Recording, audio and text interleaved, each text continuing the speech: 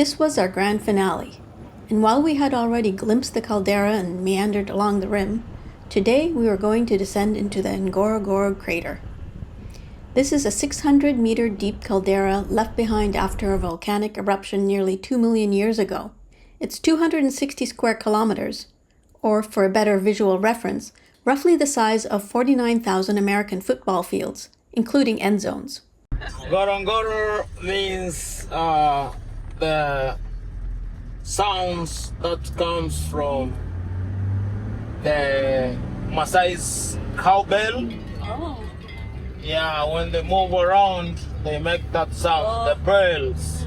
You're making that up. Gorong, gorong, gorong, gorong, gorong, gorong, gorong, gorong, gorong, gorong. I think you're making that up.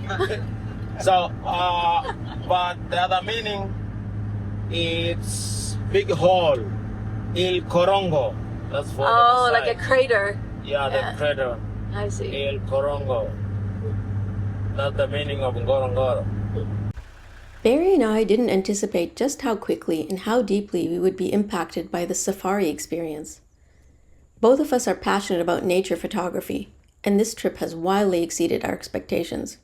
This safari was largely shaped by what we could afford at the time. We set out with a small group of like-minded people whose main interest was photography. The crew included Nora and Larry, who we met in the field while living in the Niagara region in Ontario.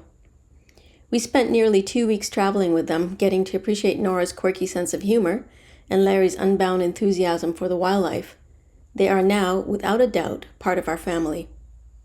And while Lynette and Dave traveled in their own vehicle, we always look forward to sharing stories of the day's events and a review of which one of us took the next award-winning photo. So, what can you expect on your first safari?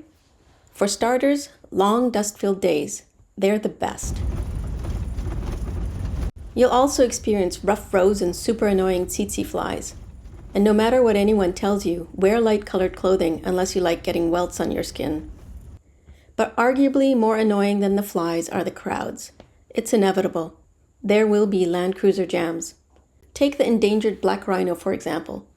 For conservation reasons, the areas where they roam is restricted, so this was the only glimpse anyone could get. The chaos was kinda kept to a minimum, and we gradually inched our way out of there. It was still annoying. So how do you minimize these encounters?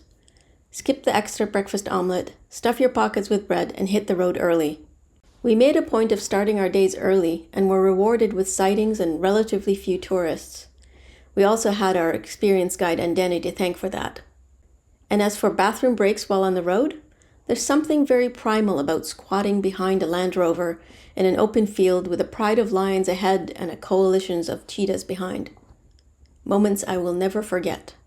So, what would we have done differently? For our first trip, probably nothing. Next time, because yes, there will be a next time, we'll probably go to a different area, possibly do a combination of a self-guided and guided tour, and maybe even take a day or two to just sit and relax.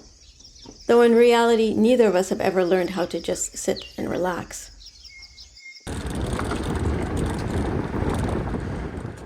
Meanwhile, back in Ngorongoro, it's impossible to travel without any expectations, especially when visiting a site designated as a UNESCO World Heritage Site like Ngorongoro.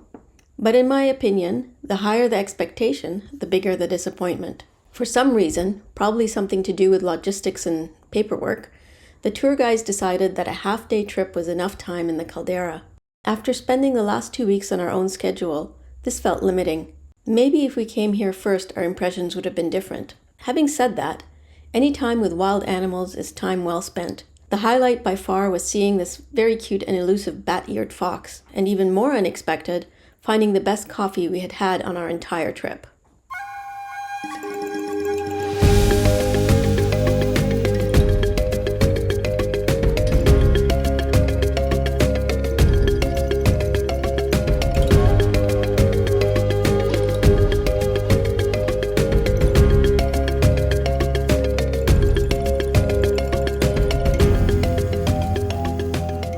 It was hard to say goodbye to Africa. In spite of all the dust, the tsetse flies, and the spine-compressing roads, we could have stayed there indefinitely. This was an intense trip. We got to watch and observe some of Africa's iconic animals, and had the privilege of having some unique encounters with them. We were living out our safari dreams.